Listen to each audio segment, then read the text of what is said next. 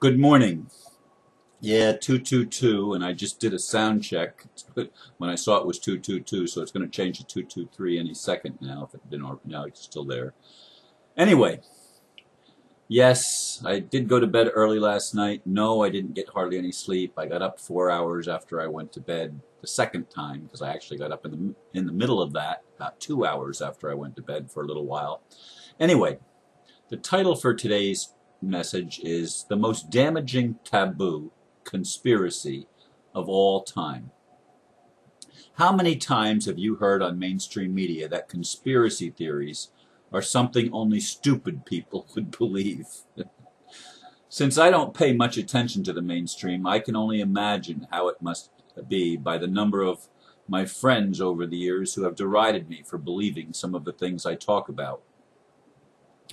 Even though that is decreasing somewhat, there is a taboo against examining evidence and thinking for yourself. It has been highly effective. The biggest conspiracy ever concocted happened on Jekyll Island, Georgia in 1913. That was the birthplace of the Federal Reserve and the IRS.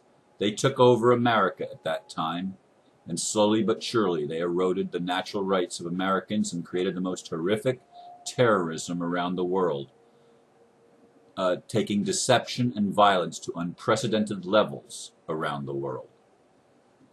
Thank God people are finally waking up, and I'll probably drop one of those around the world prepositional phrases because it's redundant. I didn't notice that till I read it out loud.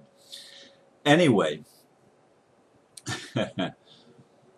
there's news in the media right now that finally the U.S. Treasury is taking over from the Federal Reserve, which the U.S. Treasury is supposed to run the financial affairs of the United States government. Of course, the United States is not really a government. It's been a corporation since 1871, and it too has been eroding the rights of people and creating fictions all along the way. The Federal Reserve took the power from the government to print and create its own monetary system. It became the monetary system of the United States, and ultimately, with the creation of the IMF and the World Bank, the financial creation of the entire world, and it was run not out of Washington, D.C., but actually out of the city of London and to some extent the city of New York, the capital of the world, the United Nations. These are all conspiracies I'm talking about. Conspiracies of a handful of individuals to take over the world. The Vatican had taken over some of the thinking of the world for a long time, and the Jesuits played an extremely big role in that, in moving to take the rights away from people and subjugate people to a slavery system that the modern movie makers have called the Matrix. We live in that matrix. And it's, even though it has been proclaimed to be a taboo to talk about such things, more and more people than ever before on this planet are aware of the conspiracy, which is really not a theory. It's the truth that a handful of people have done dastardly deeds all over the planet for a long time. It has accelerated in the 20th century since the birth of the Federal Reserve 101 years ago. But the acceleration is nothing like it has been in the 21st century since 2011, or September 11th, 2001, when they were supposed to announce Nasara, and instead they took down 3 buildings in New York and put a big hole in the Pentagon. You know, I say a big hole, it's not a hole like an airplane would make, but more like a hole that a rocket ship would make, or a missile, because that's what hit it. It had to have been a missile, because it went through 3 layers of steel-reinforced concrete. You don't do that with an aluminum airplane or a lightweight metal airplane. You have to have very hardened steel to go through that many layers of concrete, as happened at the Pentagon on that fateful day in 2001. Conspiracies, conspiracies, conspiracies. Benjamin Fulford's latest report indicates, which I didn't read it yet, I've only read about it. I'll read it after a bit here. But in any case, he said that the cabal is ready to surrender. Well, they've been surrendering for a long time. And as somebody asked me, what does the ambassador think about it? Because they're surrendering to the White Dragon Society, according to Benjamin Fulford's report. So I read. I didn't read the report, but I read about the report. I don't know who they're surrendering to.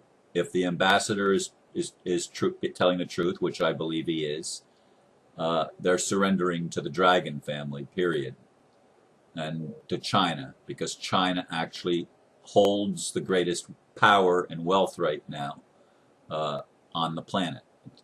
The shift has been made from the west to the east, and Russia and China and the BRICS nations, also including India, South Africa, and Brazil, are going to be the dominant player in the economy that's emerging.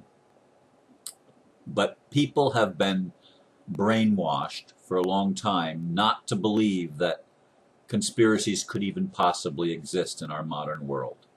I mean, how could they pull that off? I mean, I've had intelligent people. I mean, I'm not talking about stupid people. I'm talking about fairly learned people and people that are able to express themselves, well-read, have said, but Ron, how would you keep, if it was an inside job, speaking of 9/11, if it was an inside job, how would they keep that? How would they keep that many people quiet for so long? Well, there's a conspiracy, and they threaten. And how do they take control of people that go to Congress for the first time? I mean, talking about freshman congressmen. And they go there, and they might have good ideas and high ideals, maybe. You know, usually if they get in there, they've been corrupted somewhat along the way. Not everybody, but most people. But in any case, what happens to them?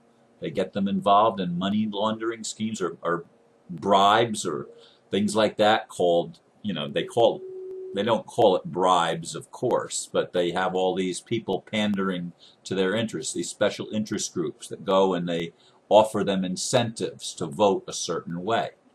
And they get bought out. They become prostitutes. There's a price tag on everything. And if that doesn't work, they might offer them illicit sex with children. There's been scandals about that. And at high places, the pedophiles, the worst pedophilia is in the elite establishment, is in people that are at rulership levels, so-called leadership, but it's not really leadership, it's rulership. It's people that claim to be authorities, claim to have power, but all they have is force. All they have is intimidation. All they have is coercion. Folks, thank God people are waking up. Thank God we're going to be taking back the republics in the United States and around the world. Thank God we're going to put an end to this corruption.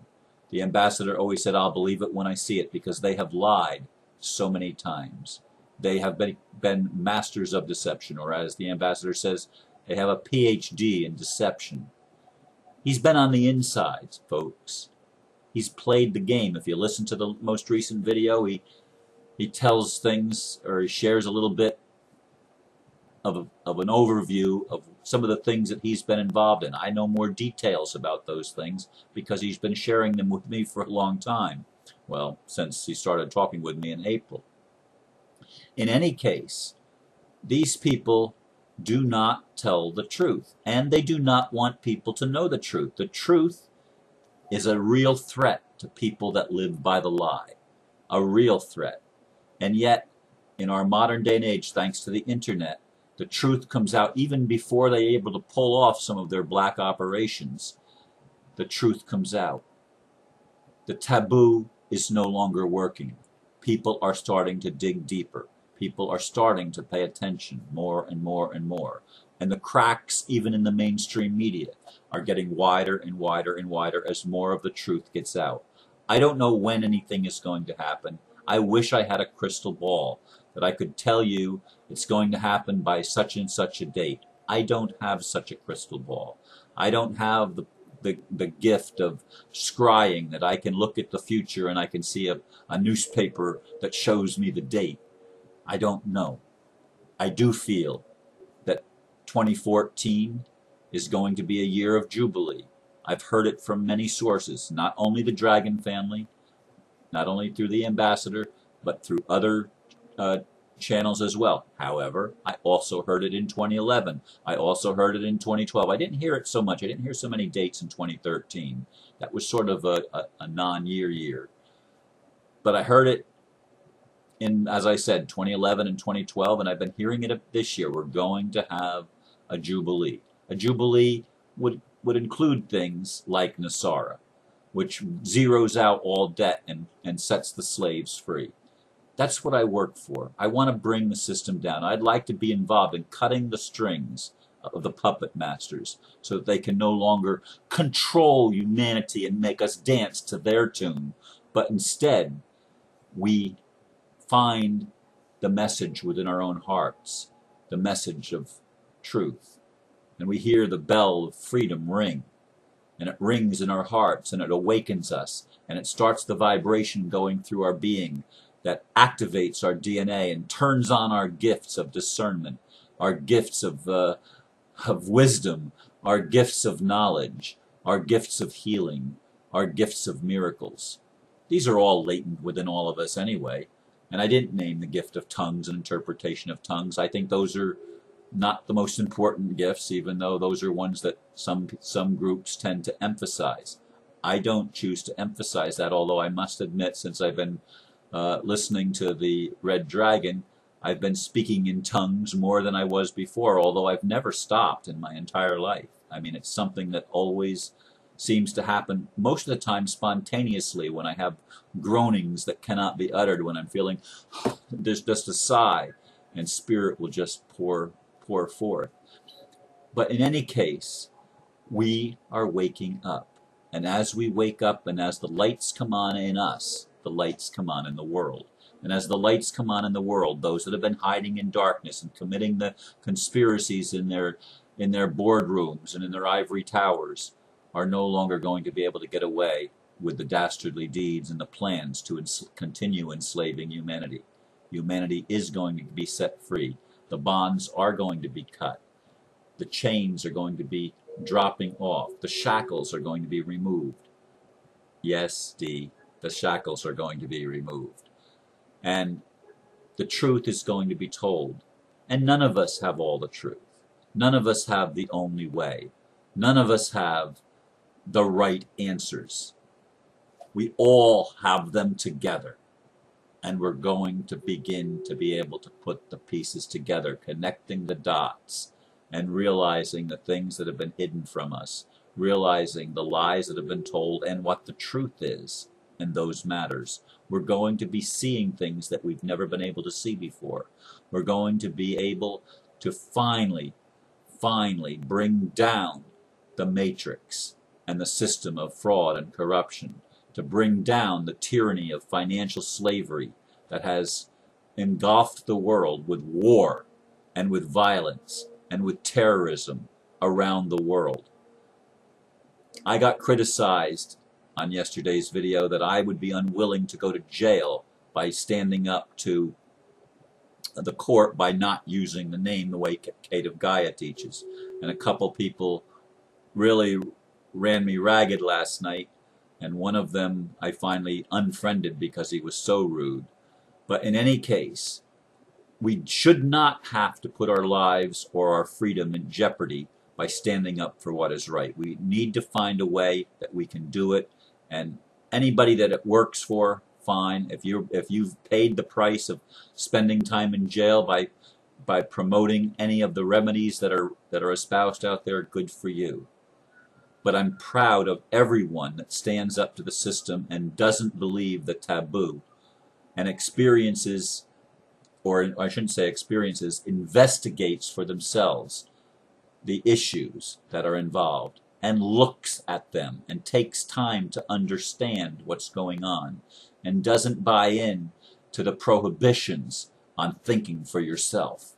Thank God many people are thinking for themselves, and thank God many people are taking the thoughts and the issues to heart and creating, by activating the creative juices in the human heart, the talents, gifts, and abilities that are in each of us. By activating those, we are creating the way out, the way home, the way to a better world, a world that works for everybody. That's been my goal for a long time. I've called it different names, the kingdom of heaven on earth and other things. But what I want, and what many people want, is freedom for every man, woman, and child on this planet. Freedom from fear, freedom from tyranny, freedom from slavery, freedom from deception and corruption, freedom to be, freedom to live, freedom to rejoice, to dance, to celebrate life. That's what I'm looking for. What are you looking for? The greatest, most damaging, taboo conspiracy of all time is coming to an end. Thank you for listening. Namaste.